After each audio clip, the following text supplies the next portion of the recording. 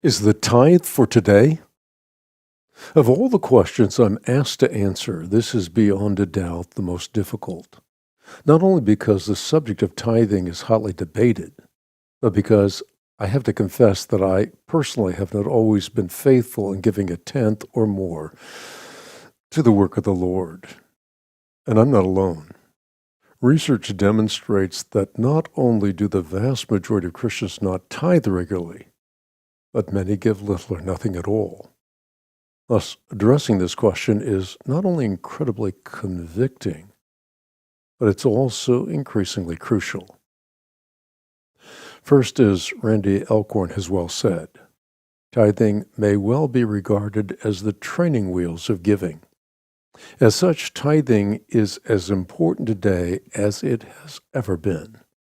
We all need to learn what it is to stride free and unfettered down the path of Christian stewardship. For in learning to give, we also are learning to lean more heavily upon our Heavenly Father and less heavily upon ourselves. Those who have traveled the Calvary road for any length of time surely can testify to the truth that God is ever faithful. Not only so, but as we weekly set aside our tithes and offerings, we're reminded that all we are, all we ever hope to be, is a gift from God. Furthermore, as Moses communicated to the children of Israel, we tithe so that we may learn to revere the Lord our God always. As we all know, learning to reverence the name of God is a timeless principle as crucial today as it was in the days of Moses.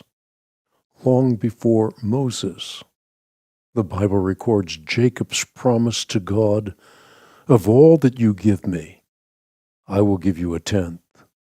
Long after Moses, Jesus reaffirmed the practice of tithing, not for outward appearances, but as an outward expression of an inward reality. Additionally, in the 4th century, the great church father Jerome echoed the words of Malachi, who intimated that failing to pay tithes and offerings was tantamount to robbing God, a prescription for financial ruin. Finally, it should be noted that tithing in the Old Testament not only prepared God's people to become hilarious givers, but also produced a temple of unparalleled splendor. Tithing transformed the Israelites who pined for the pleasures and protection of pagan Egypt more than for the one who had miraculously parted the Red Sea into joyful givers. The Bible chronicles the prayer of David as he thanked God for the very privilege of being able to give to the work of the Lord. But who am I? And who are my people that we should be able to give as generously as this? Everything comes from you, and we have given you only what comes from your hand. And now I have seen with joy how willingly your people who are here have given to you. What began as a spiritual discipline had evolved into spiritual delight.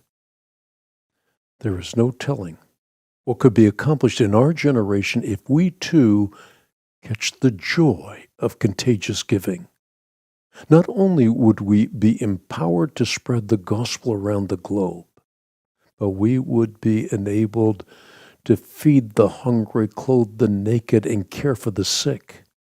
Like our forefathers who founded great centers of Christian education, established countless hospitals, and funded myriad relief organizations, our generation might as yet leave an indelible mark on our world.